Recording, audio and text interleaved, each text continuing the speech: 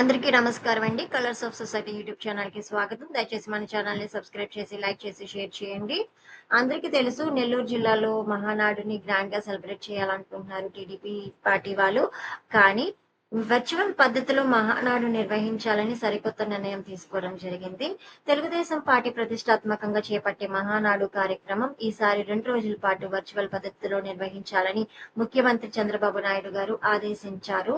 రాష్ట్ర కమిటీ సభ్యులు మొత్తం తెలుగుదేశం పార్టీ కేంద్ర కార్యాలయంలో అందుబాటులో ఉండాలని ఆదేశించిన ముఖ్యమంత్రి చంద్రబాబు నాయుడు గారు మహానాడును ఆన్లైన్లో జరపాలని చంద్రబాబు నిర్ణయం. పొదుపు చర్యల్లో భాగంగా కీలక నిర్ణయం తీసుకున్న సీఎం చంద్రబాబు ఎన్టీఆర్ భవన్లో స్టేజీ ఏర్పాటు చేసి ఆన్లైన్లో నిర్వహించాలని నిర్ణయం. రాష్ట్ర వ్యాప్తంగా 1845 క్లస్టర్లో స్క్రీన్లు ఏర్పాటు చేయాలనే నిర్ణయం. ఎన్టీఆర్ భవన్ నుంచి పోలిట్ బ్యూరో సభ్యులు పాల్గొనేలా ఏర్పాట్లు. ఈ నెల 27, 28న పార్టీ పండుగ మహానాడు కార్యక్రమం.